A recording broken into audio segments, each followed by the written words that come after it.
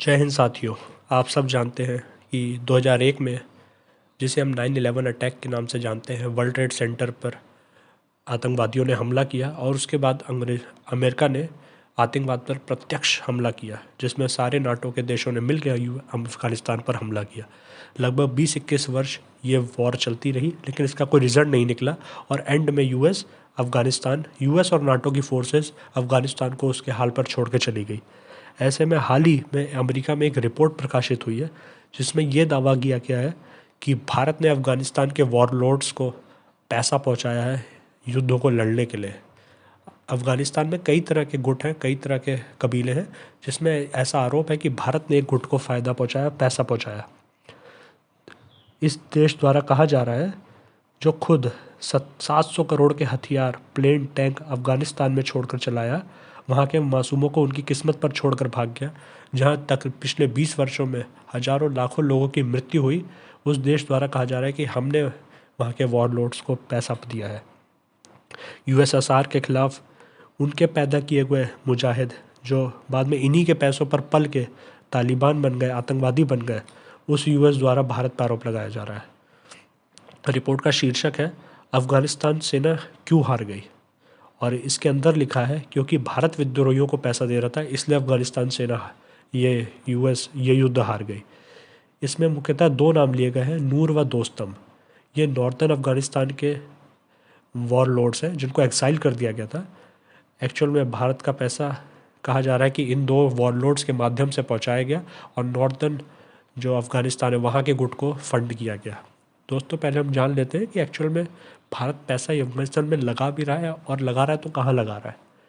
दोस्तों, आपको जान के हैरानी होगी, भारत जैसा विकासशील देश जिसकी खुद की बहुत सारी समस्याएं हैं, उसने लगभग $3 बिलियन अफगानिस्तान के डेवलपमेंट्स के लिए खर्चे किए हैं। सबसे पहला $90 मिलियन का काबुल में अफगानिस्तान पार्लियामेंट, या जिसको हम संसद कहते हैं, उसका निर्माण किया गया। उसके बाद अफगानिस्तान में दोस्तों पानी की बेहद कमी है। ऐसे में ही वहाँ के हेरात प्रोविंस में लगभग $42 मिलियन खर्च करके सलमा डैम बनाया गया, जिससे आसपास के जगहों में पानी की सुचारू पहुँच हुई और कृषि काम शुरू हुआ।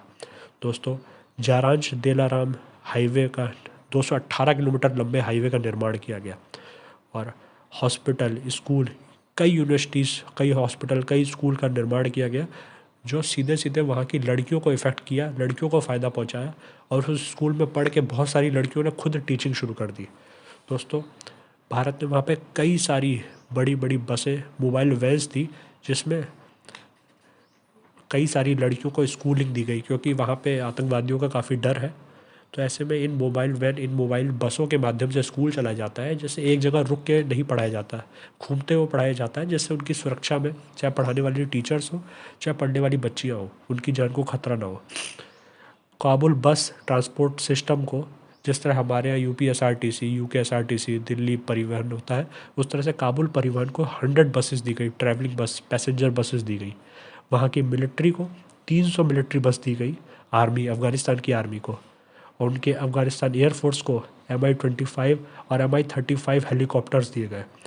और अब जब वेस्ट ने अफगानिस्तान को उसके भरोसे छोड़ दिया तालिबान के कब्जे के बाद, भारत का ह्यूमैनिटेरियन असिस्टेंस अभी भी वहाँ चालू है। इवन कहा जाता है कि भारत और तालिबान के बीच में तल्खी है, आपस में बातचीत नहीं है, वहाँ की गवर्नमेंट से हमको कोई सपोर्ट नहीं है, फिर भी हमारे 20 से ज़्यादा डेवलपमेंट कार्यक्रम वहाँ शुरू है या शुरू होने वाले हैं, और तरह तरह का राशन, शिक्षा, स्वास्थ्य के माध्यम से जो जो हेल्प हो सकती थी वो हमारी बदस्तूर जारी है। इन सब का इस रिपोर्ट में कोई जिक्र नहीं है। 2001 के समय ऐसा कहा जाता था कि भारत ईरान व रूस के साथ मिलकर अहमद मसूद, जो नेशनल रेजिस्टेंस फ्रंट, जो कि नॉर्दर्न अफगानिस्तान बॉर्डर के पास बेस्ड है, को उसको सपोर्ट करता था, क्योंकि अहमद मसूद तालिबानी कट्टरपंथियों के खिलाफ लड़ रहे थे। अंत में अहमद मसूद की हत्या कर दी गई, और इसकी सबसे ज़्यादा खुशी पाकिस्तान ने ही मनाई, क्योंकि पाकिस्तान अहमद मसूद का विरोध करता था। अब असल बात यह है कि अब तालिबान व पाकिस्तान के बीच में दरारें आ चुकी है, वह बॉर्डर पर सीरियस झड़पें आए दिन सुनने को आती है, जिसमें कभी तालिबान या कभी कभी पाकिस्तानी के फोर्सेस के लोगों की मृत्यु होती है। लेकिन हमेशा की तरह भारत कभी भी किसी भी तरह के पॉलिटिकल मुद्दों में नहीं घुसा। भारत ने हमेशा अपना फोकस अफ़गानिस्तान की आम जनता को रखा, बच्चियों को रखा, छोटे बच्चों को रखा, जिससे कि वहाँ पे रियल डेवलपमेंट हो।